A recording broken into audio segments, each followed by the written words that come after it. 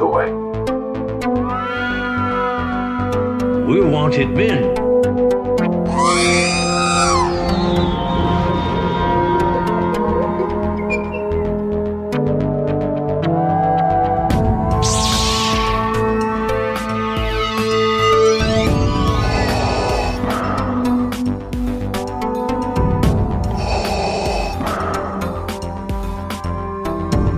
I have spoken.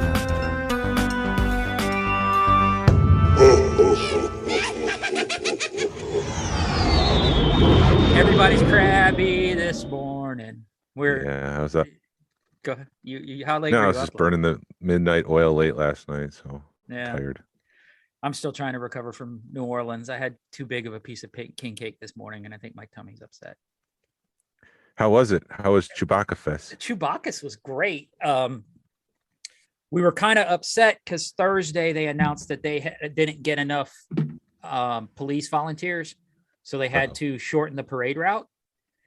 And instead of it passing in front of our bed and breakfast, they lined up in front of our bed and breakfast. So we spent the parade officially was supposed to start at 7. They started lining up at 5. So from like 5 o'clock till 7:30 In the morning? no, at night. At night? We just walked all the and talked to people for like 2 hours, handing out shots, getting throws. It was fun. We really enjoyed it. We missed a lot of the Star Wars stuff because we set up about I'd say 25% of the parade we missed, and they put all the Star Wars stuff at the front of the parade, and I didn't realize that. So we missed almost all the Star Wars stuff because they did some really awesome floats. They had a big pink Chewbacca. They had another that Indian god with all the arms. They did a Chewbacca version of that. We missed that. There was a UFO with a Lego city underneath it. We missed that.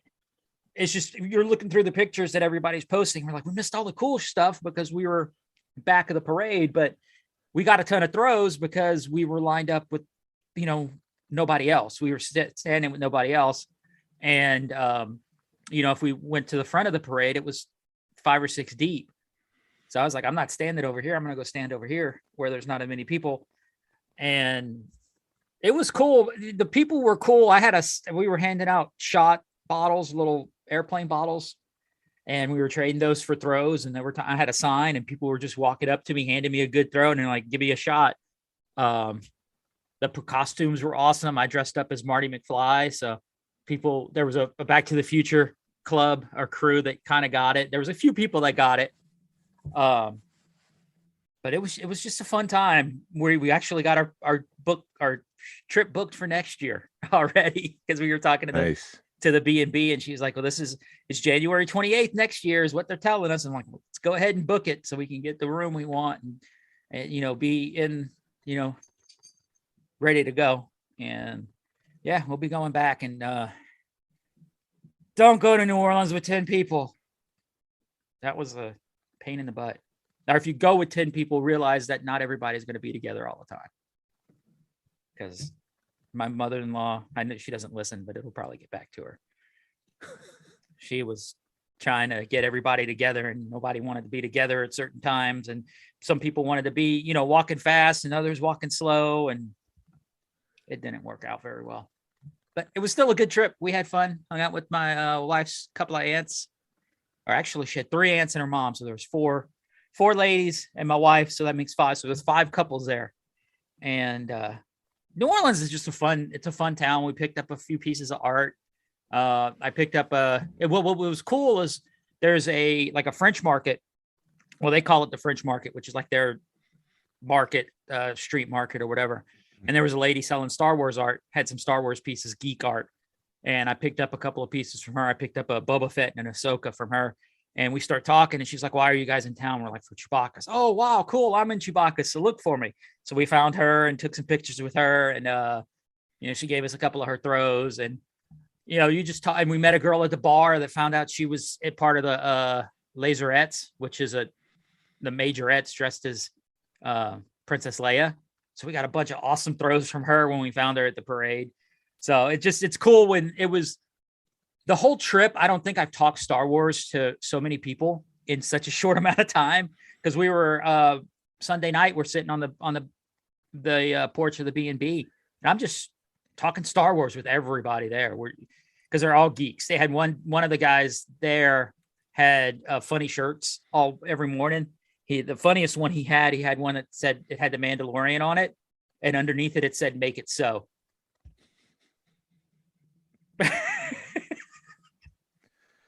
Oh man. It took me a second to get it, and I'm like, "Oh, that's awesome! That's such a good shirt." Yeah, it's effective. Mhm.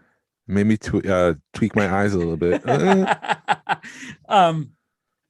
We picked up, there's a really cool piece of art that she had in the B&B, that it was an old window pane that somebody had spray painted the St. Louis Cathedral on it. And we found the artist in the French Market or in the Jackson Square and bought another version of that. And he had another piece that when we went down to his studio to pick up the one we had bought, we looked through his studio and we found this other big piece that probably weighs like 20, 30 pounds. I don't know. And ended up walking like 1.5 miles with it on my shoulder to get it back to the car. Cause of course there's hardly any parking down there. If you can find it, that's taken, Yeah. Didn't eat enough seafood, drank way too much beer, but that's New Orleans, Nice. Man. Yeah, that's what I would expect from New Orleans. Yeah. Beer and seafood. Yeah, we went on a cruise, on a riverboat cruise that was like 2 hours, and some kind of way one of the aunts talked him into telling him, "Oh, we've got a couple of I think 2 or 3 of them are vet. I'm probably the only vet guy that's not a veteran. I don't know." But she's like, "Oh, we got 2 or 3 veterans and this and that." And they like upgraded us to the top package and let us pay the least amount of money. I don't know, whatever. But they handed us 4 drink tickets for a 2-hour cruise. That's a lot to drink in 2 hours, especially New Orleans where they're pouring heavy, because there's nobody else nobody else is drinking. So yeah, that took me. I had 3 beers in 2 hours. I was feeling no pain. Or actually in like 1.5 hours by the time they started serving us. It's a good time. Yeah. Well, I went to the toy show, the Retroville toy show. They had like 50 vendors. It was huge this time. There's tons of stuff there, and it wasn't just like Target threw up. There's a lot of vintage stuff, and not just Star Wars, everything. And it was great to walk through it and see what they had. And I only picked up a Salacious Crumb.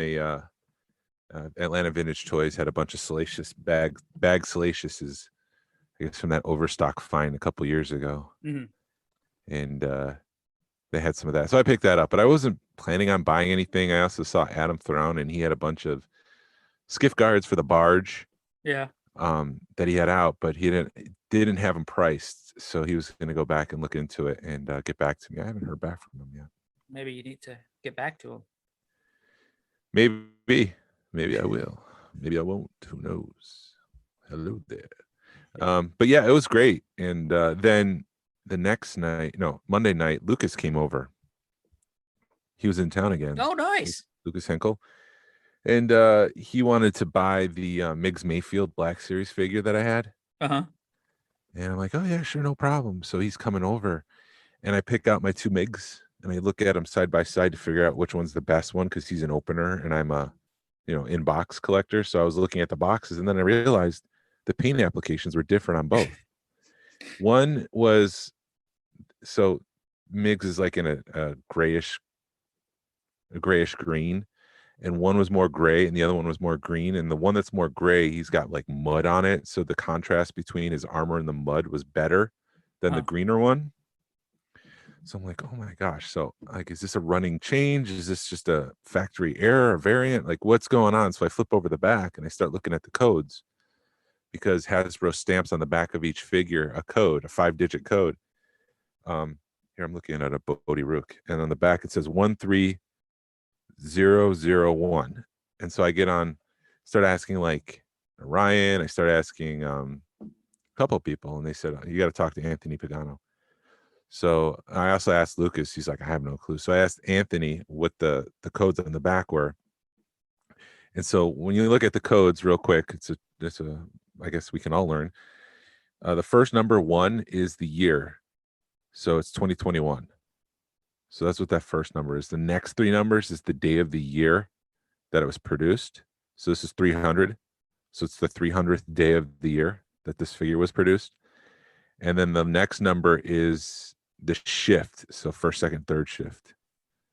So in this case, the one is to 2021, 300 is, like I said, the 300th day, and the first one is the first shift. So we looked at the back of the figures, and they were like made a day apart. One was 279, and the other one was 280. And so I'm like, this can't be a running change. So I gave him the one that I thought that I didn't like as much as the other one. So it came down to paint application. Right. But I mean, that's just interesting. And also Saturday night, the night of the toy show, the Collector Alliance had a Zoom chat, and Steven Sansweet was on. He jumps on everything, man. Or not Steven. I'm thinking the other guy. Yes. Yeah, Jim. Steven was on. It was fun to talk to him for an hour. We had his attention for an hour. We were able to ask him a bunch of questions, and it was great. And so if you're not part of the Collector Alliance, they do those chats every Saturday night, and I highly recommend joining the group and jumping on those calls. Yeah, it's funny, or no, it's great how all those guys are more open to everything now. And you'll get on a call like that, you'll have Jim Swearingen on it, or Steve Sansweet, or it's just crazy. We've had Jim pop up on some of our chats, and it's just, you look over and there he is sitting there, and you're like, oh crap. Yeah. That's the Godfather. Hello, how you doing, sir? Yes, sir. I got my archive 501st Trooper. He's never been offered a single carded, so I picked one of those up, but I skipped, like I said last week, the other parts of the wave. But it's frustrating because they did that. Like, it's never been offered on a regular card, but they put it in the archive. Same thing with the Scout Trooper. They put that on an archive card. It's never been available. I don't know. I got that, and then like last night, I was over at Orion's late. Alex from Indianapolis was down. We were just hanging out, watching movies, chilling, talking Star Wars, walking through Orion's ever-growing collection. It's like every time it's like, whoa, what's this? And it's always wow stuff too. Right. It's always incredible. So I heard you got a delivery this week.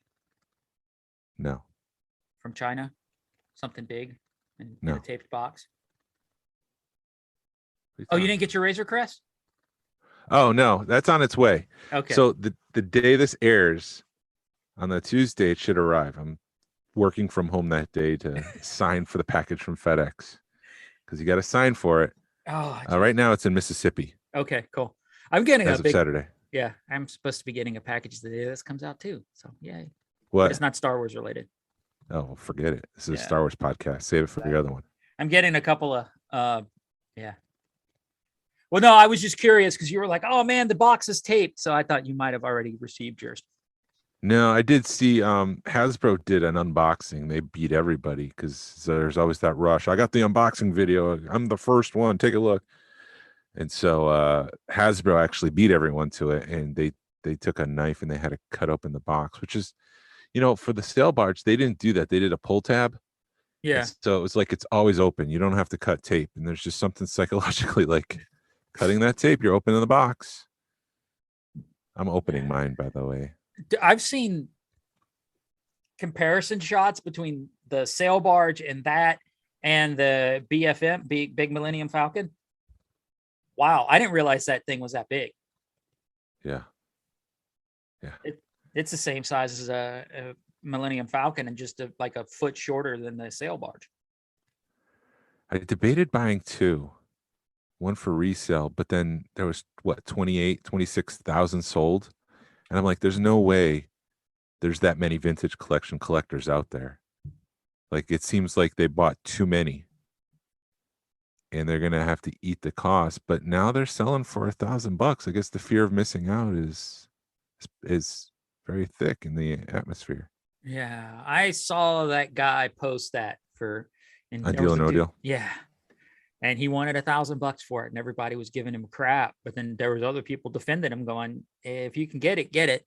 Yeah. I'm not going to pay $1,000 for it. I may No. pay like I may put. Well, I push it to 5 because I know it ended up being just shy of 4 with shipping.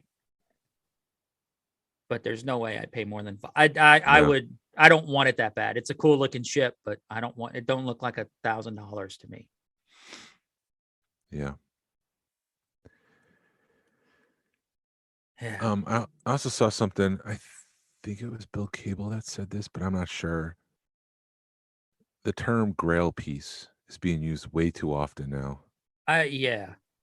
Like a Grail piece should be something that doesn't exist, like the Holy Grail itself, but everyone's searching for it. Yeah, because people they determine a Grail piece different ways. A Grail piece should be something that you like. I'm searching for a couple of pieces that I would consider Grails because I know there's only maybe 1 or 2 of them. That to me is a Grail piece. The fact that you want a Razor Crest, that's not a Grail. No. I would think like what's like a Bill and Ted figure that never went into production, like Socrates. Yeah. Socrates. Socrates. They never went into production. So your Holy Grail would be the Socrates. And then you realize, yes, I know I'm saying Socrates, not Socrates, but that's what they call him in the movie. Socrates. And then you realize, oh wait, they did make a Socrates, or you found that there was a Kenner employee who made Socrates and had him in a box somewhere. That's a Grail item. But like trying to hunt down the Doctor Strange Multiverse of Madness figure is not a Grail item. Or getting a regular released Star Wars figure is something you really want, but I don't think that's a Grail item. Yeah, I would consider, because like even like if you're talking about like a complete early bird set, with the DT Luke all in bags like mint, that may be, that's a Grail quote unquote item because you're going to pay up for it. You're going to pay, upwards maybe between $5,000 to $10,000 for it. But so to kind of take a big step back, yeah. Grail is attached to price, not. It depends. I would consider it. I would kind of do it to both, but I put it more to scarcity than price, because when it's scared, it's going to be expensive. Scarce is going to be expensive.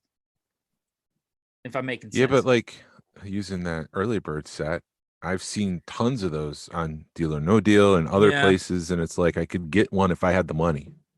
Like I don't have any concern getting a set. I just need the money to pay up for it. Right. But no, like, you're right. Go ahead. No, you kind of nailed it. Yeah. I just think it's being used way too much. It is, because I'm searching for pieces. I've got pieces like you were saying that Socrates. They made a Galactic Heroes Phantom. It apparently made it in production, but I don't know if it ever did or didn't. And the only footage I can ever find of it is at a toy fair. So that would be. That's a Grail piece to me. Yeah, that's a Grail piece. I don't know. It was just maybe I was just crabby this week, and I'm like, I'm going to talk about that. No, you're right. It is, because I used to be really big into the watch, collecting watches, and we had this same conversation years ago that people are like, oh, it's my Grail piece, and I was like, that's not a Grail piece, buddy. A Grail piece is where it's like 1 or 2 of. I mean, and it does, because you have people like, we'll use the early bird as an example. A good one's going to cost you, let's say $5,000. People save years for that $5,000. They could save years for that. And then that's like, I'm saving for my Grail, which to them, it's a Grail piece, but to everybody else, it's like, if I have the $5,000, I can buy it. All I got to do is put the word out. Yeah. Whereas with even with the Bill and Ted stuff, man, I'm getting to where I'm getting a little bit aggravated with it, because it's all locked up right now. I'm finding pieces, and I haven't made offers on them, but I'm like, if you ever want to sell it, let me know. And they're like, maybe. And you're just, like, you got to play the long game with those. Yeah. And it sucks. And I found, I was talking to a guy, and I found an old post, and I messaged him, and oh yeah, I still got that. And oh yeah, I got this, and I got this. And I'm like, dude, sell them to me. And he's just like, I like them. Yeah. Well, I understand. And then I show him mine. He's, oh yeah, I know that set. I tried buying that years ago. Sucker. Yeah. Oh, where was I going to go with that? Oh, fudge. My freaking brain. So tired. Oh, going back. I was talking to Tony last night because he was at Orion's, and we're talking about the collecting market, how it's just exploding. And, there's the Millennium Falcon at Hakes that sold for $43,000. You've got these venture capitalists buying things. And I think right now it's art. I don't know if anyone's actually tied it to Star Wars, but then they sell shares of it. Yeah. So it's an investment piece. And so I don't think a Millennium Falcon's worth $43,000 boxed and graded. Like, that just seemed obscene. But anyways, where I'm going with this, looking at the market, it's eventually going to crash because you look at the next generation. I've mentioned this before. They're into car collecting. Like, they were greasers. They worked on cars in the 50s, like the baby boomers. And that was their generation. But now you're seeing, like, in the car auctions, Tony brought this up, like, all these people are selling their cars at the car auctions because they don't want to have their children deal with it, or the children don't want the cars. And so it's kind of the same thing with these action figures. At some point, like I keep saying with my son, he's into the digital stuff. He's not into the physical media, the physical action figures and stuff. So at some point we're going to be like, well, our kids don't want it, so we got to get rid of it. And so I think at that point, some of the stuff's going to shake loose. The question is, are we going to have the venture capitalists investing into this stuff, or is it going to be in the collecting community? Right. I think like you said, it's a long game thing. If but I totally, in 10 to 20 years, man, I could totally see that happening. I mean, hell, look at us. We'll be in our 60s in 20 years. What's going to happen with our stuff? Yeah, we'll be. Damn it.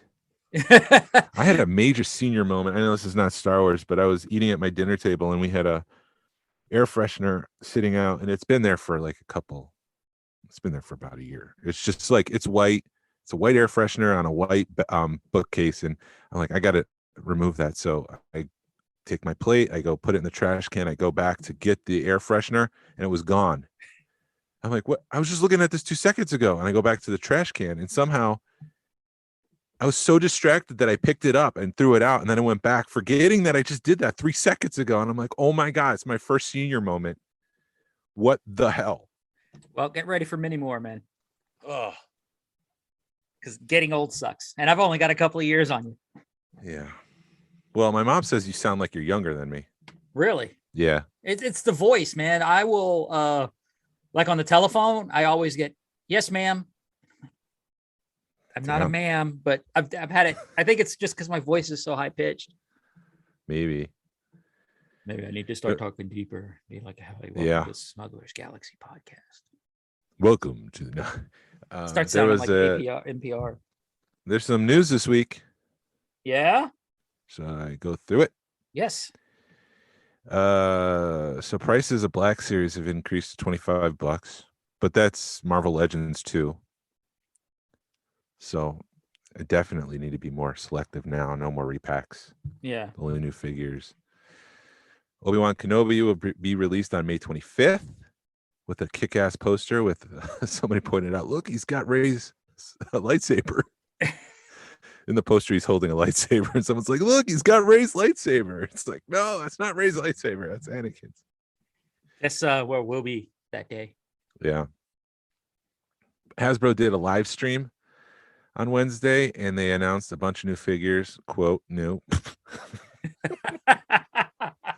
Oh, goodness. I cut myself. It's the Archive series. They've got C-3PO, Lando, Skiff, Dengar, and Emperor Palpatine. Ooh. They're calling it the greatest hits, and it's like, guys, the whole whatever. I'm not gonna. All right, and then gaming greats. They have the Night Brother Archer from Jedi Fallen Order. They've also have another Night Brother that's coming. So this is essentially a repaint, which is kind of upsetting. They repackaged the 501st Clone Trooper for the Vintage Collection. It's on a Clone Trooper card back. The original one came out on a Revenge of the Sith card back. So I'm kind of a fan of that, since I'm a carded collector. I like the differentiation between Revenge of the Sith and the Clone Wars, but it also harkens back to Return of the Jedi. Towards the end, they did an alternative image for like Han and Luke and Chewie and Darth Vader. So I like that they're doing that they're changing things up a little bit. Yeah, I was talking to our buddy Jordan. We'd bought him a king cake, and he came over the other night to pick it up, and we hung out for about an hour, and he was saying how, like, in the Star Wars world, we're the only people that when they change a card back, we like rush to it, because he's a Marvel Legends guy, and he's like, they don't, they'll repackage, or they never do a repack. They always change a figure up, or they'll, like we said, they'll use bits and pieces from another figure to make a new figure, which in Marvel Legends they're cool with. But he's like, I've never seen it anywhere else but in the Star Wars community, where people are like, oh, it's a repack, or oh, it's a new card back, or oh, he's got a new hat, I need to get it. Because I guess we're all completists, and Marvel Legend people just don't care. Yeah. Yeah, I'm trying to be less about kit bashing. So if they're creative with it and it looks and feels different, I'm okay with that. Yeah. Yeah, but card backs, that's cool. I mean, that's the whole aesthetic that I collect, is that image, that feel, and I have the toy store behind me, so I don't know. I'm hitting critical mass, and so something's changing soon. Anyways, yes, they did a slam dunk in the end with the Jabba throne room playset, which looks amazing, with the oversized Bib Fortuna, 50 accessories. The price is $230. Somebody did some figuring out. If you look at the source code, they actually show you the quantity available. It's like 19,750 available. Mm-hmm. So it's less than 20,000 will be made. And when I checked, they actually did a negative, like the code was telling, it's almost like they set up the page to say, when you reach this number, turn off pre-sales. It was like all in the code. And so basically 7,000 had been sold. Jeez. So they're about a third of the way through. I'm debating on buying a second one, because either as an investment piece or as a one to open. I want to have on display closed. But $230 is a lot. I think that's a big ask, considering they just failed on the Rancor. Yeah, well, this is vintage collection, which is a better bet than oversized Black Series piece. And I did find it interesting on that set. We found out that thing behind Boba Fett actually is a barbecue stick. Yeah. Yeah, it's got a Kowakian and then a Rancor head that you can switch out and roast. Oh, nice. I didn't Kowakian Monkey Lizard. When I saw the price of that, I was like, I'm not interested. I didn't even think about it being hundreds of dollars. I'm thinking, well, maybe it'll be, $50, $100. I didn't think it'd be $250. But that's out of my price range. Totally out of what I collect. So I won't be getting it. Yeah, I get that.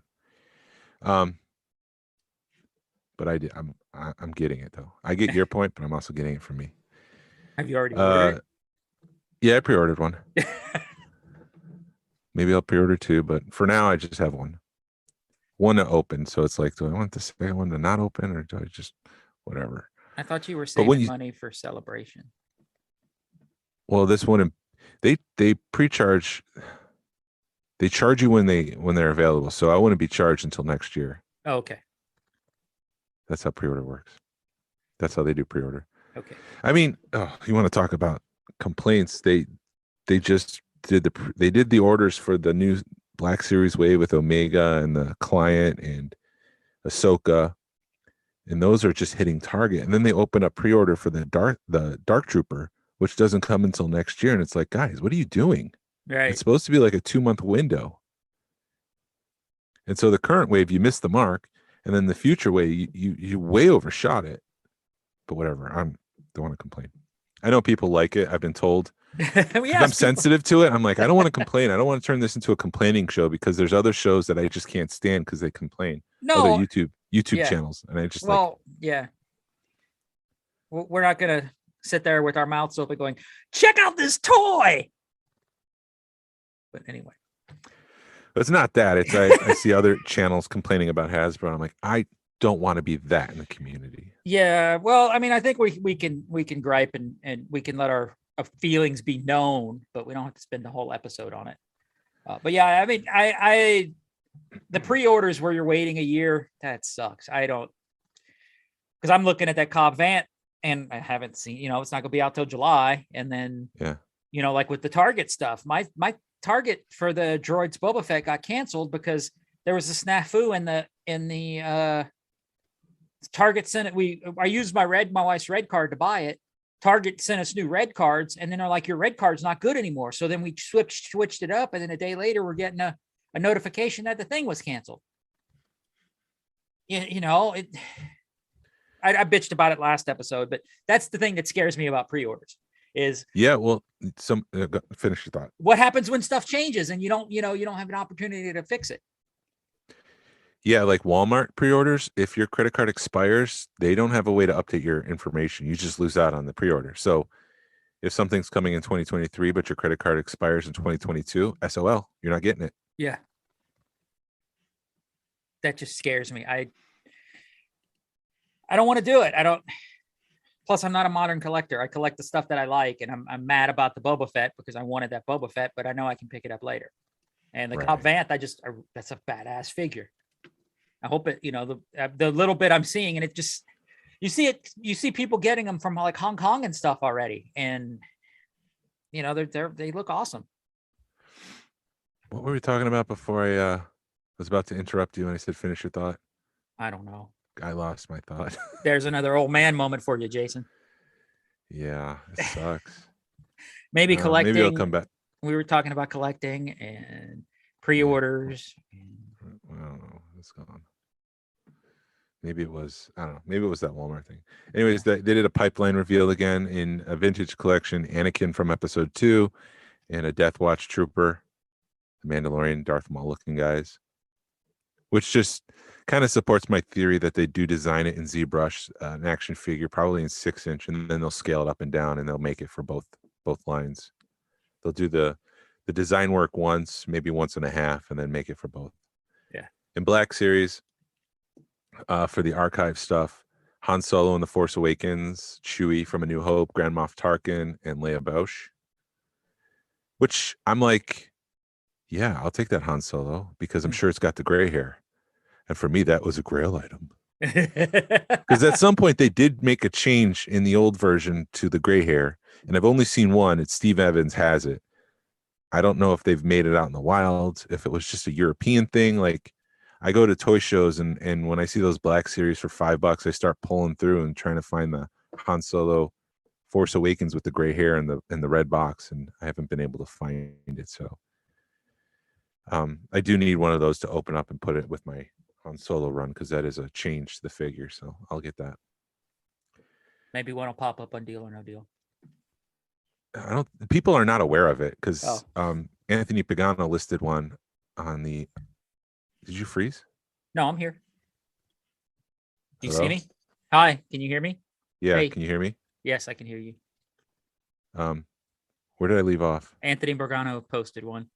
Yeah, Anthony Pagano posted that he had a bunch of Black Series from a Hasbro employee, and one of them was that Han Solo. And I asked him about it because I'm like, if anybody has that Han Solo, it's going to be another employee. And it was just a regular one. And they're like, wait, was there a variant? And so I'm like educating people on the variant. I'm like, yes, there was. And it was a late change. So there's less of them. And I'm like, great. Now I'm educating people, which makes people more aware, which makes my opportunity. And I'm doing it right now on this podcast, letting a couple hundred people know that there's another variant out there. Well, it's twofold, man, because what's going to happen is people are going to realize that, hey, there's a variant, and it's funny because find it. Steven Sansweet wanted a Return of the Jedi bike. It was the first bike available, and this was like in the 80s. It was the first Star Wars bike available, and it was like $50 at the time. And he saw it in a box. He's like, no, I'm not going to get it now. And so he didn't get it. But then a couple years later, he regretted it, and he made it publicly known that he was looking for one. And he got a call from someone in Europe, and he's like, you're in luck. I've got one for $2,000. He's like, no. So people were driving up the price because they knew he wanted it. Yeah. But to finish off the pipeline real quick, Ayla Secura, Darth Maul in the Clone Wars, who's going to have the robot legs, and Saw Gerrera are all coming to the Black Series line. You've got magic legs. You got magic legs. No. So that would prove your point, because they released that Darth Maul in the TVC line. Yeah. And then didn't they do like a Mud Trooper, or is that a 6-inch Mud Trooper with Din Djarin? Yeah, it's they released the MiGs in 6-inch and Din Djarin in 3.75. So at some point, you know, they're going to be flipping those. And all they have to do is swap it. It's a head swap. Yeah. That's like I'm sorry, but that's one of the laziest figures. That's like the George Lucas Stormtrooper. All you had to do was put George Lucas's head on a Stormtrooper. It's a cheap way to do it. Yeah. And then apparently there's an expanded Rogue One soundtrack available on streaming services, but I haven't been able to find it. So that's one of the things that I didn't like, was it didn't include the end credit music on the soundtrack. Yeah. Oh, minor complaint. And then the last thing I wanted to talk about and get your thoughts, Chuck Wendig, who was the author of the Aftermath novels, who Cobb Vanth first appeared in, he kind of made a cryptic tweet that there's a big company that didn't give credit to the characters that they, you know, the authorship or whatever, like Cobb Vanth created by Chuck Wendig. There was none of that. And well, there's no rules regulating that you have to do that. And also, my question is, who created Cobb Vanth? Was that thrown up on a board and Lucasfilm said, include this character? Because if that's the case, then he didn't create it. So I don't know. There's no debate there. I just brought it up. Yeah, there is no debate. I don't know. It would have been nice. It would have taken him 2 seconds to put that in the ending credits. But it's Disney, so they don't have to do anything. They can do whatever they want. The thing that's going to be did they do that with Thrawn when they brought Thrawn in the Rebels? Did they put Thrawn created by Timothy Zahn? If they don't do that, if they didn't do that with Thrawn, why would they do that with Cobb Vanth? So your homework this week is to watch Rebels and find out. It'd take me like 2 seconds. All I have to do is find out what episode where he first shows up, or watch the. Geez, you're gonna make me watch the last episode of Rebels again. No, I have to watch that one. Well, I just know that one's one where Thrawn is in, but I wonder if they do. That would be, and I just thought that would be something to figure out, because if they didn't do it with him, they're not going to do it with. If they didn't do it with Timothy Zahn, they're not going to do it with one guy that wrote one book. How many books has he written for Lucasfilm? Chuck Wendig? Yeah. I just think the Aftermath trilogy. Oh. If Lucasfilm or Disney can say we're going to take 10 or 15 years of content and just make it not exist anymore, they really don't care about that guy. Probably. That's how, I mean. He's had some run-ins with Lucasfilm in the past since writing those novels, but I don't want to. Whatevs. Yeah. And that's all I have. That's all you got. What did he say? That's all I have to say about that. Yeah, that's all I'll have to say about that. You have to take it up at the end. Force doesn't go down. He goes up at the end of things. That's all I have to say about that. His daddy's name was Forrest. Like me. It's because you are the daddy. Jeez. What a little gold digger Jenny was. Yeah. Any other news? That's all I have. That's all I've got too. I haven't really. Yeah, I'm waiting for stuff to come in, which is going to be pretty awesome. We can talk about next week. Me too. I might have to wait a couple weeks. Yeah. I don't know if I want to talk about it though. You could talk about it. It's awesome. I don't know if I want to. You need to get the carded one now too. That's on Deal or No Deal. Go to sleep, Glenn. Go to sleep. Spend all your money, Jason. Book of Boba Fett, Chapter 7, In the Name of Honor, directed by Robert Rodriguez. What'd you think? Oh,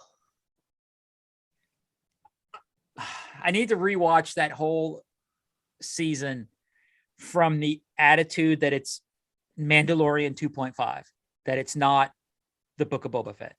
No, it's not. I wouldn't even say Mandalorian 2.5. I would even pull it back further and say it's 5 years after Return of the Jedi story. That's even better. Yeah. I don't think we should look at it like that. I'm trying to save my thoughts because I really want to talk about the whole thing on another episode, but it may not work that way because I'm just going to say it now. And maybe we just go back and like in a couple of weeks, this is us after rewatching it after we had time to stew on it. But anyway, yes, I'm thinking when you see Book of Boba Fett, you're thinking, great, we're going to get to see Boba Fett kick some ass. We're going to get to see him and Finnick go after some bad guys. We're going to get to see him, maybe the underworld. Maybe we're going to get to see more what happened in the background of Empire and Return of the Jedi and deal with being a crime boss and doing this and doing that. Instead, yes, we got him coming out of the Sarlacc pit, which is something we've all been waiting for.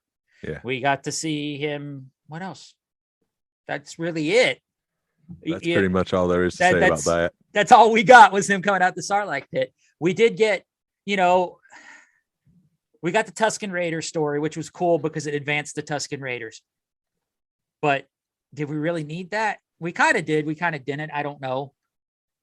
It as good as it was good. But I've learned you can't do your expectations. Expectations are getting really high. And I'm going to have to really, when Obi-Wan comes out, I'm going to have to lower my expectations. When Ahsoka comes out, I'm going to have to lower my expectations.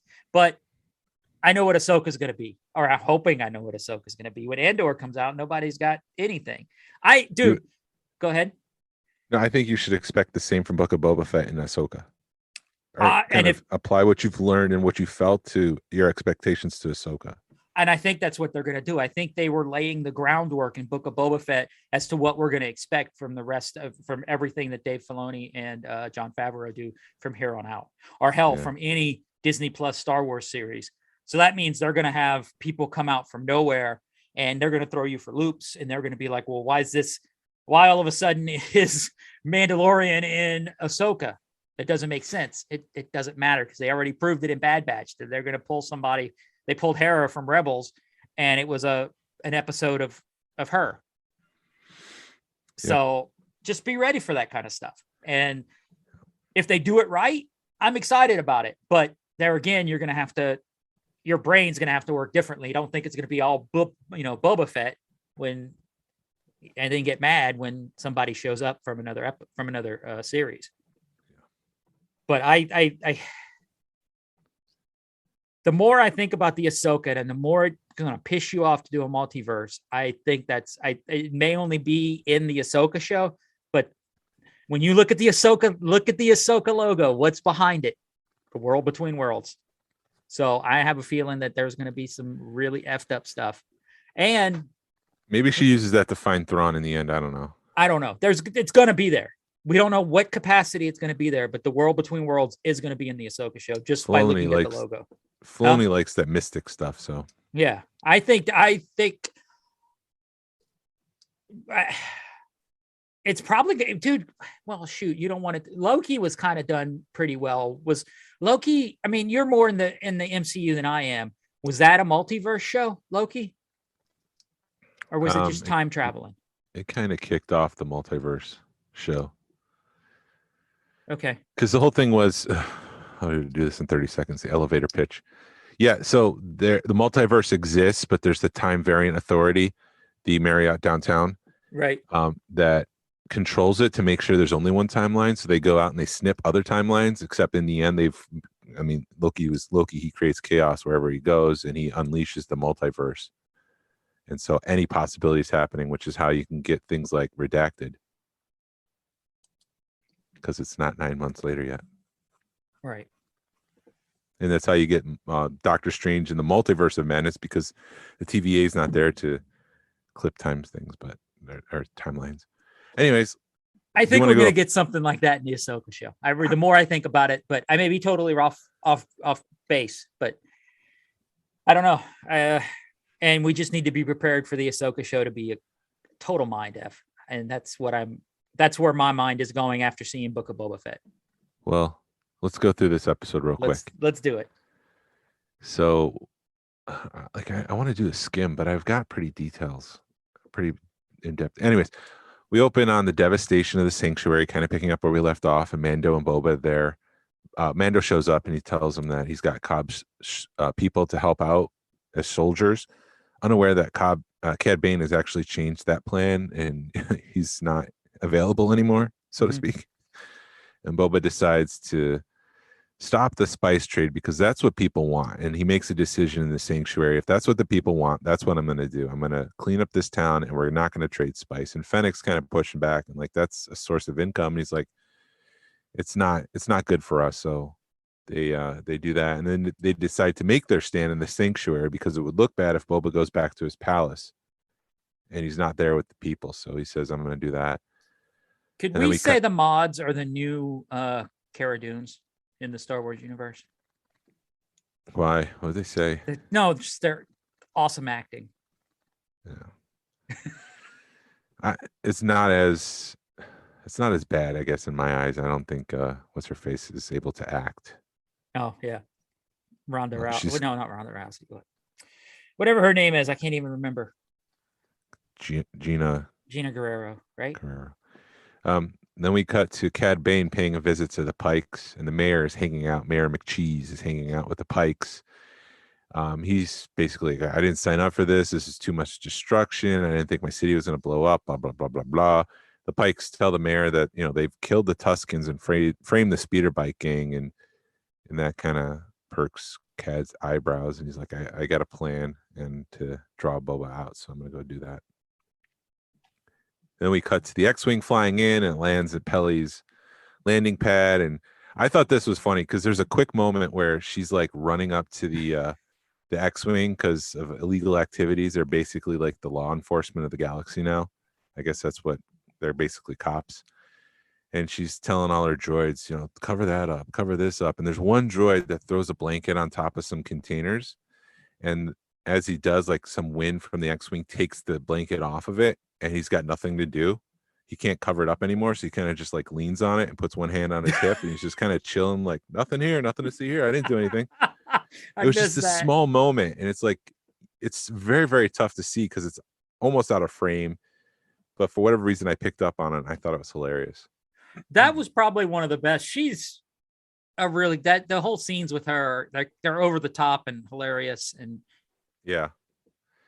But the X-Wing has Grogu, and Peli kind of reveals when she picks up Grogu that he chose the chainmail, which is kind of obvious because he's there. He's not with Luke anymore. I thought that was kind of an interesting way. I'm sorry. No. The whole Grogu thing was you could tell. I'm sorry. Sharkman, I got to keep reminding myself this guy did Sharkman and Aqua Boy, or Shark Girl and Aqua Lava Boy, or whatever the hell it was. It felt like a kid's show, but he directed kids shows. So yeah. But it was an interesting way of just going bam, bam, bam. Here's your answer instead of dragging it out. So it's weird because we're such a toxic fan base. When we get the answer quick, we're pissed. But then when they drag it out for 6 weeks, we get even more pissed. So what the hell do we want? So anyway, it was an interesting way of just going bam, bam, bam. Here's your answer. Yep. Robert Rodriguez is an incredible Western director. Like, I think when he kind of leans on those tropes, it's like, this is awesome. Mm-hmm. And when he kind of has some fun with it, it's like, yeah. Anyways, so they've positioned people in different areas around the city. The mods are with the Aqualesh. The Gamorreans are where the Klatooinians are, and Black Krrsantan is with the Trandoshans. And I skipped ahead. Sorry. The Cad Bane kind of comes out, and Boba and Cad have their reunion. Cad is there to negotiate, and he kind of insinuates that he shouldn't depend on the people of Freetown anymore, because obviously he's killed Cobb Vanth. And here there was just an incredible shot. This is the reason why I was so happy Cad Bane was in live action, of the sun kind of creating a flare in the camera lens, and as the camera pans in, that flare goes away, and then Cad Bane is revealed. There's like dust in the air, and I'm just like, if I could have that as my wallpaper, that would be incredible. That was an amazing shot. A+ to the cinematographers and the directors. Like, that got me.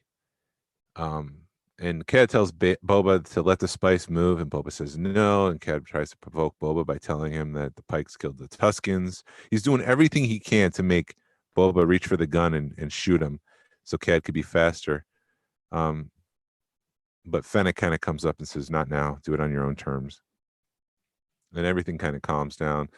Then we cut back to the scenes where, like I was saying before, the Trandoshans are with Black Krrsantan and the Aqualish are with the mods. Everyone's positioned to make sure that there's no surprise attack, that there's people in different areas of the city so they understand where the attack's coming from and to get ready. What they're not counting on is everybody turning, the three crime families are turning on Boba Fett, because there's the whole promise that they wouldn't. And that just escalates everything, and everyone goes under attack. Black Krrsantan looks like he's about to get pulled apart by Trandoshans, which just has been building throughout this whole series. I thought him being with the Trandoshans was a very interesting concept. Yeah. Or interesting twist. Yep. Fennec goes and takes off towards the Pike corporate office in Mos Eisley, which is like the next town over. But before she does that, she visits the mods and she takes out all the Aqualish so they can go back and support Boba Fett, the mods. Yeah. So Pikes arrive outside of the sanctuary. Mando and Boba kind of have a quick chat, and Boba's like, "You don't really have to do this." And Boba's like, "It's part of my creed." And Boba's pretty sure they're going to end and it's going to be tragic for both of them. And he's like, "Are you sure you want to do this?" And Mando replies, "This is the way." And then he goes, "Do you believe in that bantha fodder?" Which, yeah. Oh my God. I told my wife, I paused it, and I'm like, that one line is so heavy that nobody realizes how heavy that one line is. It proves everybody's theory about how Boba Fett feels about the Death Watch and all that. It's like that. Wow. And people I don't think anybody, I thought it just flew underneath the radar. Because basically Boba Fett's calling Mandalorian, his creed and his beliefs, horseshit. Crap, yeah. And it's like, it was one of those Mandalorian's by himself in his beliefs. It's just him and Armor and Paz Vizsla. They're the only ones that believe that anymore. Everybody else, that's the old way. And nobody wants that way anymore. Which to me, oh, wow, what a great line. It flew underneath the radar. You even missed it. You aren't even going to say it because I'm like, stop, you're missing a line. No, I didn't. Yeah, I missed that. And it just proves a lot. And it's part that a lot of people is Boba Fett a Mandalorian? That one line answered it. He's not a Mandalorian the same way that Din Djarin is. He's more like I don't even think Bo-Katan would accept him as the way she talked to him. So he's a loner. Yeah, he is. There's one of three. So, yeah, absolutely. But the Daimo has alternative ideas, which it was funny because he's like, "I was trained on Coruscant. Not that makes me better than anyone else." But he offers to negotiate, and he's just whenever he shows up, he just steals the scene, and he's hilarious, and he's charismatic, and it's just, I really like that character, and I like what they do at the end, and I'm like, there's so much potential there with that character. But he offers to negotiate on Boba Fett's behalf to let them get to their ship and get off planet, and Boba's like, okay. So he writes down his demands, and the Daimo goes out to the Pikes. He's pretty confident that he knows what's going on, and the Pikes just want to get to business because the Daimo, as he is, he's just talking all the time. And the Daimo even says, "I'll dispense with the pleasantries," which is a Darth Vader line, which I thought was funny. Yeah. But yeah, so Boba Fett wrote down that there was nothing to offer, that the Pikes are going to leave, and that's his terms. This was all a distraction, by the way, because right when things were about to escalate for the Daimo, but the Mandalorian and Boba Fett fly out in an aerial attack, which just felt like something out of Battlefront or a video game. Yeah. They're outnumbered, and the Pikes keep coming out, and we see Boba Fett use his knee rockets. Mando uses those sparrows from his arm. Yes, the whistling sparrows. I didn't know Boba Fett was a ballerina. There's a lot of spinning going on in this episode when fighting. I think that's a total callback Roger Rodriguez kids show at moment where he's like, accentuate or I'm losing my overdo the knee rockets, Boba Fett, and he totally like puts his, it's like a total ballerina move when he sets off the knee rockets. Yeah, I guess I went back to episode 1 when Anakin's like, I'm gonna try a spin move. Let's try that. Whoa. So everyone's like, I'm gonna try a spin move against these pikes. Whoa. But they look like they're outnumbered. The pikes are outnumbering them, and they're about to lose. And then reinforcements arrive in the style of the music was very westerny here. Yeah. The tank from Freetown comes in. They kind of creates a wall for them to hide behind, and they're able to shoot from behind the tank. And it's all these guys from Freetown minus Cobb Vanth. The mods arrive shortly after that. There's a brief exchange here that insinuates the people from Freetown resent the people from the cities. There's not like a warm, welcoming environment there, but they're all on the same side right now because they're fighting against the Pikes and what they stand for.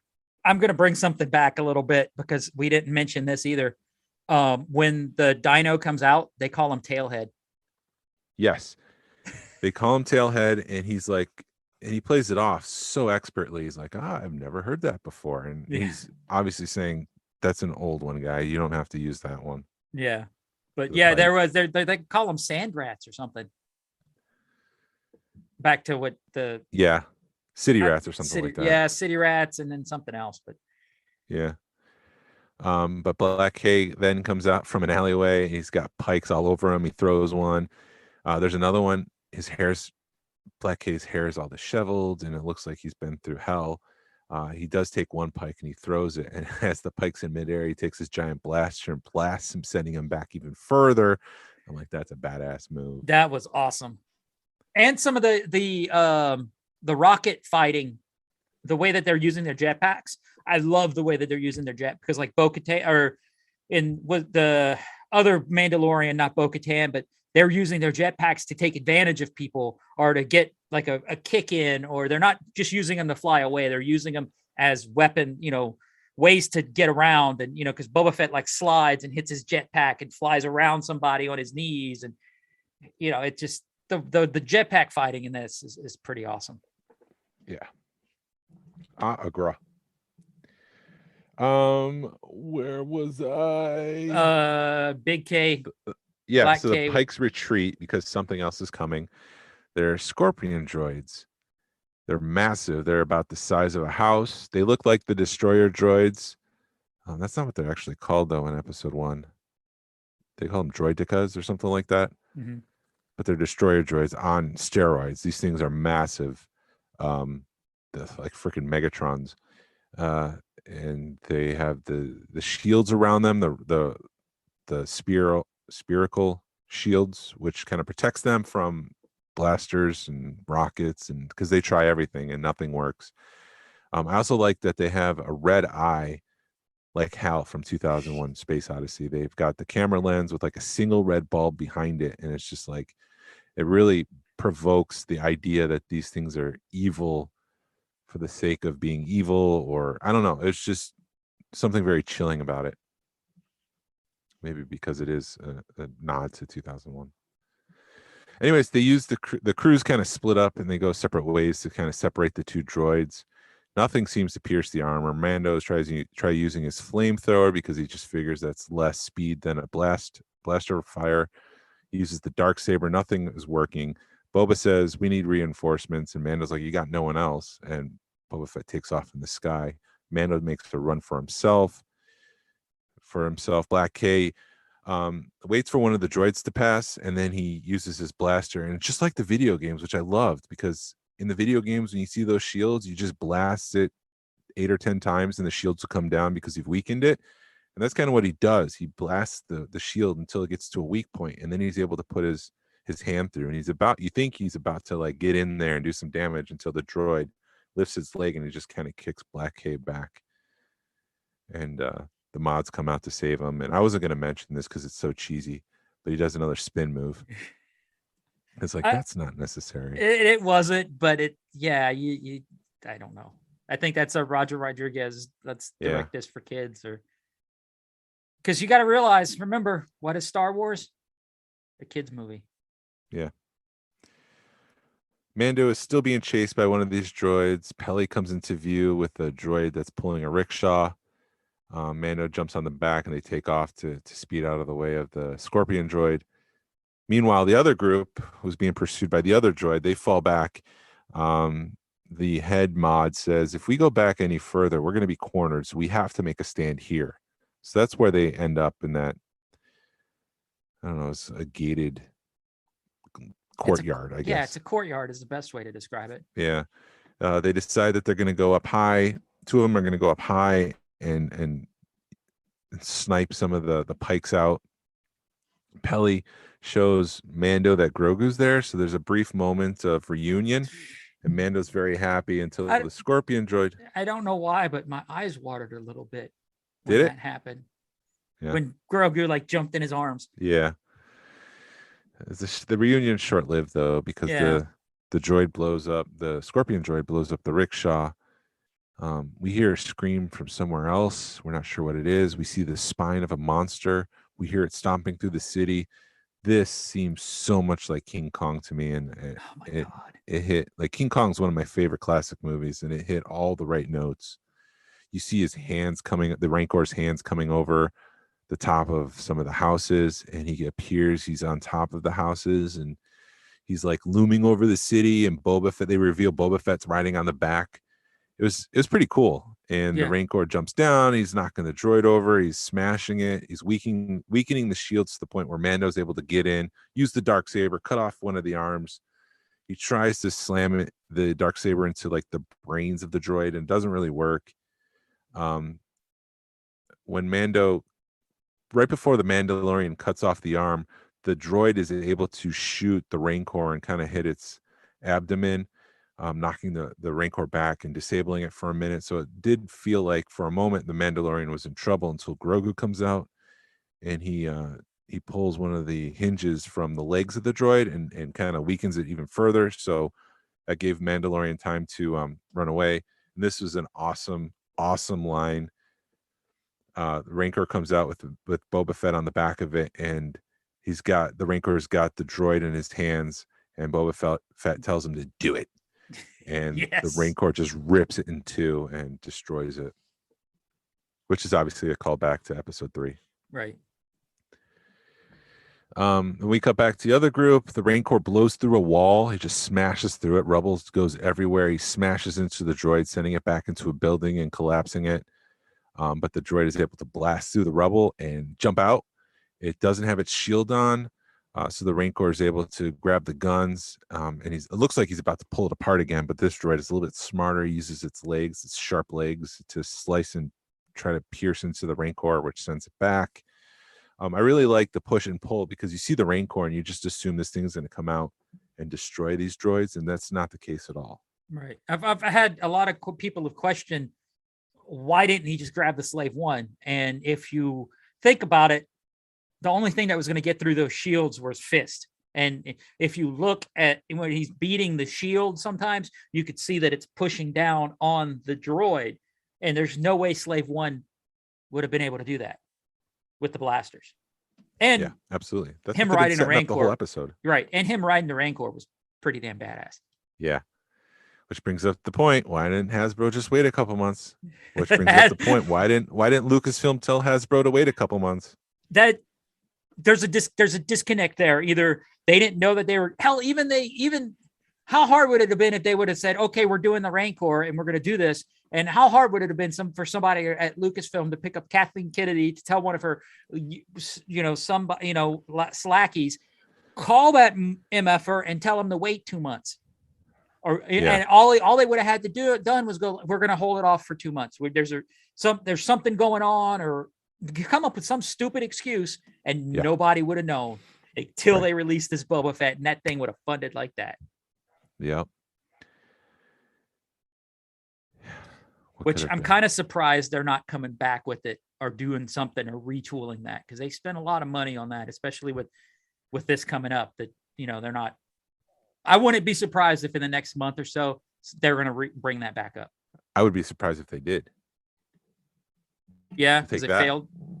Yeah, because it failed, and I think they're moving on, and they Or blame the maybe, community, but it's like, guys, you didn't do it right. You didn't offer things right. The yeah, community said no to it because you didn't do your job to research what we wanted, what it would look like.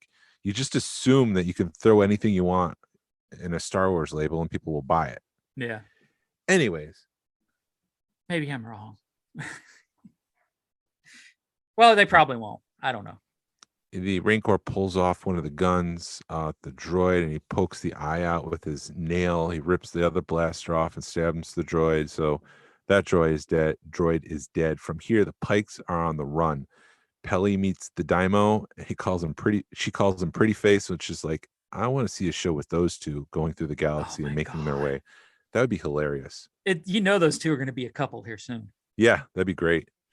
I would love it to see him kind of, I don't know, be the brains or something. He's not the brains, but just those two together working in a business, and that'd be hilarious. Dude, the way that they've built up this whole universe, you'll see him again.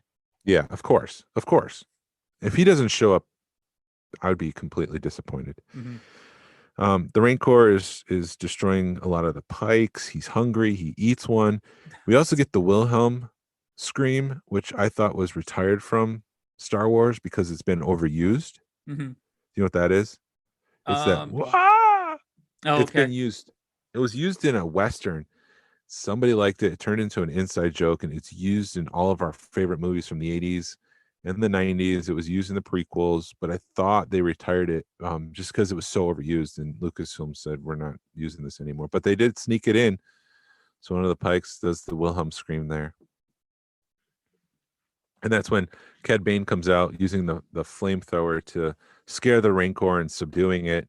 Eventually, it scares the Rancor so much that it throws Boba Fett from its back. And then Cad is able to use the flamethrower to kind of shoo the Rancor away. The Rancor goes running. This leaves Cad Bane and Boba Fett alone to duel.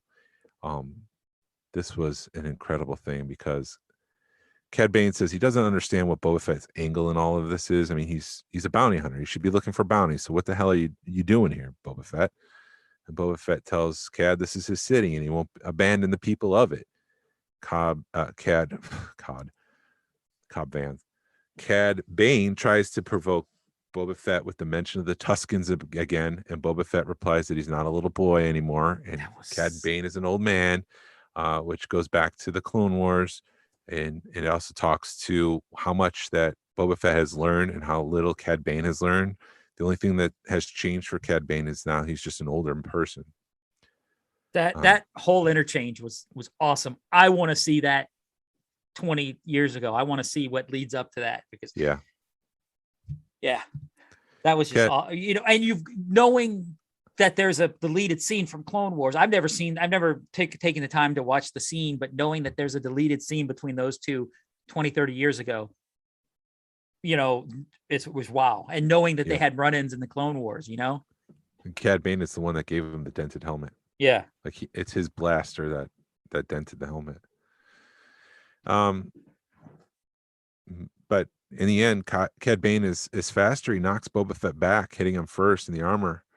Boba Fett, I'm trying to get my bearings here, because Boba Fett uses his flamethrower.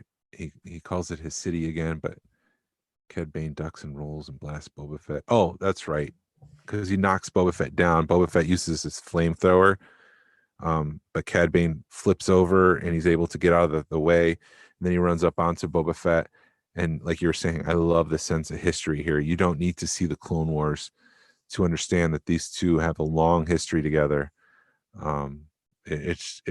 It really works, and everything jives here. Cad Bane unmasks Boba Fett, and he tells him, "Consider this my final lesson. Look out for yourself. Anything else is a weakness in his mind. Clearly, that's not the case." And here we kind of understand why there was all those flashbacks to Kamino. It's important to his development. Boba Fett was never part of a family. He was never part of a community. He was basically just a test tube kid, compartmentalized in his own place. See what I did there? I can't do it. Compartmentalized. And the Tuscans gave him the community he always strived for, but never knew he wanted. He found a sense of purpose and a sense of belonging. And that's all he wants for Tatooine. So when Cad Bane tells Boba Fett, consider this my final lesson, look out for yourself, it goes against everything that Boba Fett has learned up to that point in this show. Yeah. So that, I think, is the thesis. Community is important. Mm-hmm. And a strong community is more important than working for yourself, which Boba Fett's been doing for years. Cad Bane tries to blast Boba Fett in the face. Boba's able to duck, and instead he hits the shoulder piece. Boba Fett pulls up. I'm right when he's getting ready to blast him. It was you. They did a good job of being like, "Is this going to be it?" Because even Boba Fett kind of, you could tell he's prepared to get shot in the head. And I think that final lesson from the quote, final lesson from Cad Bane did something, because Boba Fett kind of closes his eyes. And I think he goes back to that place with the Tuscans. He's like, I am not alone. And I shouldn't be alone. I should be with my people, which is the Tuscans, the 5 years that he spent in the desert with the Tuscans. Because Boba Fett is able to dodge, pull out the gaffi stick, and knock Cad Bane to the ground, flips him over, and then Boba Fett stabs Cad Bane with the gaffi stick. Yeah. I rushed through that, but I mean, the point of this whole thing was I screamed when that happened. I was, no, like, don't kill Cad Bane. I love this character. I was talking to my brother, who's not in the deep end of the pool like us, who just watches these shows. He has never seen the Clone Wars, but he saw Cad Bane in these 2 episodes, and he was upset that Cad Bane died. Yeah. We're going to see him again in the Ahsoka show. We're going to probably see him in Obi-Wan. There's a lot of stuff, I think, that's coming into the past, and there's no way they didn't throw that character in there for 2 episodes and then throw him into the Bad Batch. It's, too much development. And on top of that, Rosario Dawson did a tweet saying, I really like this guy. I hope I get to work with him again. I'm trying to figure out how that would work. It's the Ahsoka show. She's going to bounce all over the place in that show. We're going to probably see how many years we're going to see from the end of, I think, the end of A New Hope, or not A New Hope, probably end of shit. Hold on. She's going to get injured and go into a Bacta tank, and then we're going to get flashbacks from her life up until this point. I think we will. Not a Bacta tank, but I think there's going to be, I think that thing's going to cover her whole life. I really think. But that's me over guessing shit. Are they going to DH Hayden for a couple episodes? Probably. What is that? A 6-episode series? I can't remember. I don't know. I haven't even. That's the one show I'm excited about, just because I know it'll be Rebels season 5, and I'm trying to not get too involved with it because I don't want to get my hopes up. Oh, well, let's move on. The Rancor is on the run. The mods and the freeloaders, I guess they're the Freetowners, but I call them the freeloaders, are trying to blast it. But it scares the Rancor. And here we go into full King Kong, where he's climbing this tower, and it looks just like the Empire State Building. I was just like, this is incredible. I can't believe I'm seeing this. Mando flies around, and I thought he was going to be like a biplane kind of shooting him as he goes. Waiting for that. But he tries to get on its back and ride him. The Rancor doesn't like that. He's throwing the Mandalorian around. He tries biting the Mandalorian's head off, but the Beskar is too strong. I really thought at that point his head was going to come out the helmet. Like he was going to pull his head back, and the helmet would have stayed in there. Yeah. And speaking of that, Pedro Pascal looked like he's gained some weight. That's not him. I know. That's just his voice. Mandalorian tries to use the flamethrower, and it seems like the Rancor's had enough of that because he just throws the Mandalorian to the ground from high above. And Grogu comes out and he stands in front of the Rancor, and once again proving that size matters not. He uses the Force to put the Rancor to sleep. He calms him at first, and then he's able to kind of ease him to sleep. This, of course, tires Grogu, and they both kind of take a nap together. We cut back over to Mos Eisley, where the Pikes are freaking out. They're talking with the other heads of the families to figure out their next move. Fennec comes in, and this is the moment I guess we've been waiting for the entire show, where she's the master assassin and she's unleashed and she just kills everyone before they even have a time to figure out where she is. Yeah. And through that whole thing, the whole battle, I'm like, where's Fennec? Because I forgot he sent her on that mission to kill everybody. Yeah. So that kind of ties everything up. Back at Mos Espa, Boba Fett is walking the streets as a hero. He's the city's protector. People are genuflecting to him. The music is kind of changed to it is a Western, but it's kind of the cheery, like, we've been around the entire world and now we're back to where we started and everything's better now. It's a total 80s sitcom ending to this show. Yeah. Yeah, that the ending is kind of like, this is how you choose to end it, with a laugh. Because they give Black K one of those pieces of fruit and they're like, don't you have enough for us? And they're like, you can ask him if you want. You can ask Black K if you want it. And then it was just like, and then we pan up and that's it. We do cut to Mando real quick. Sorry. Yeah, that was a real disappointing. But there again, I think it was just that whole. If you judge the spinning and the knee rockets and everything, it just is a fitting end to the show. I guess I don't know. I was not happy with it, but it makes sense in the way that Roger Rodriguez decided to direct it. Robert. But yeah, we cut back to Mando real quick. They're in the Starfighter, the N1 Starfighter, and Grogu's tapping on the window, trying to get the Mandalorian's attention. And Mando's like, no, I'm not. No, don't ask. And Grogu's hitting harder. And Mando's like, no, I'm not going to do it. And so Grogu does it one last time, really slamming on the window. I'm slamming on my desk. Sorry. It's all right. Slamming on the window. And Mando's like, okay, I'll do it. So he flips on the sublight. They call it the sublight engines, and they blast off, and all you see is Grogu laughing as they speed through space. It's not hyperspace, but it's like maybe a fraction underneath it. Yeah. We cut to the credits. I did notice, and I went back to listen to this on Spotify, and it wasn't there, but they're chanting Boba Fett in the song. Huh. Boba Fett, Boba Fett, Boba Fett, Boba, Boba, Boba, Boba. Which I never noticed before. But then we do cut to a post-credit scene, and we're back in Boba Fett's sleeping chamber, and we see the Bacta tank, the Bacta pod, or whatever you want to call it, and someone's sleeping in it. It's revealed that it's Cobb Vanth. He's in there. And we also see that the mod is getting ready to do his work. He's going to modify and enhance Cobb Vanth to bring him back to life, I guess. Yeah. There's no resolution on Max Rebo living or dying. I would imagine they left that intentionally obscure. They cut him out of that scene. I mean, they show everybody else, but they don't show him. So it's like that has to be on purpose. Yeah. I'm curious who survived and who didn't, because I don't know. I assume everyone died except those that were not shown. Yeah. Max Rebo's still out there. One night only. And then maybe it was a 2-night gig or something. I don't know. Mark Rusciano had the thought that Boba Fett will retire and Cobb Vanth will take the mantle and become like the mayor of Tatooine or the king of Tatooine or something like that, which I love that idea, because it's almost like you have to be worthy, kind of like Thor's hammer. You have to be worthy to wear the suit. And Boba Fett is an ideal. He's bigger than just one person. So do you think he'll do like wear the Boba Fett armor or just be the dino or whatever?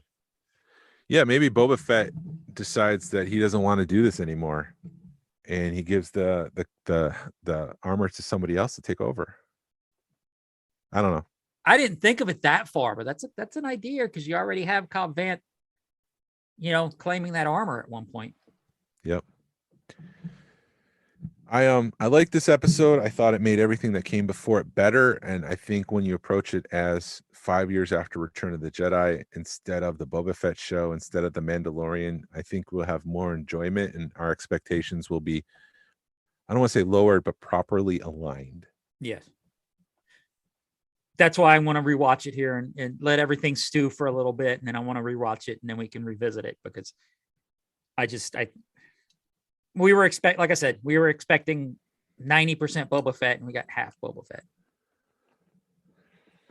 I was very disappointed they killed Cad Bane.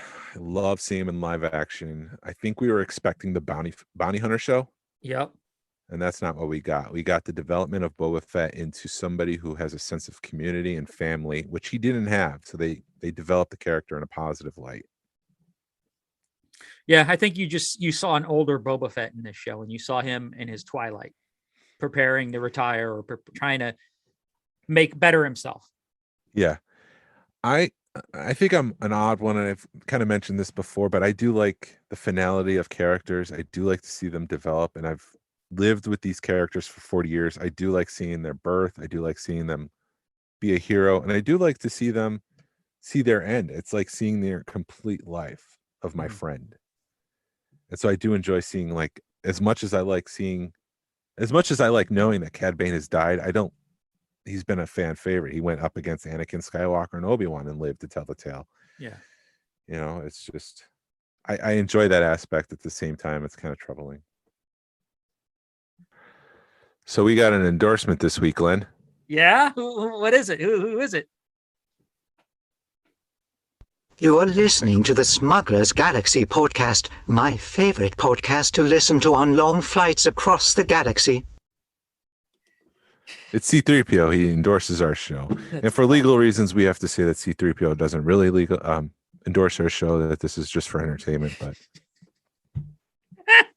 it is his favorite podcast. On long flights across the galaxy when R2-D2 isn't being a dick. Yep. So you're in good company, listener. Yes. Couple of shows. Joe Lana, March 18th through the 20th. Joe Lana is in Toylanta, is in Marietta. That's our local show. Joe Fest is in Augusta, June 24th through the 26th. With both of those are really cool shows. And then Celebration in Anaheim, May 26th through the 29th. Hopefully we can get tickets, or we'll just be out there begging. So. Yes. Don't forget the next Retroville Toy Show in early April. The swap meet. Swap meet. That's probably going to. If you're local, this is all available on gaswc.club. Yes. We have added a new section with all the toy shows in the area, and I kind of let you know if they're ticketed or not, so you can prepare yourself for that. Yeah. Thank you for listening to the Smuggler's Galaxy podcast. If you could, please leave a like and a 5-star review of the show anywhere you listen to this podcast, if it's allowed. It really helps us out and points people to the show. Follow us on social media. You can find us on Facebook, Instagram, Twitter, and YouTube. Send us an email or message us. We love the feedback, and we'd love to incorporate you as part of the show. Our email address is smugglersgalaxy@gmail.com. Thank you to Afonso Riviera for the Smugglers Galaxy logo, and to Levi Waterhouse for the music. Hasbro, re-release VC66, please. Be a positive force in the collecting community. This is the way. This is the way.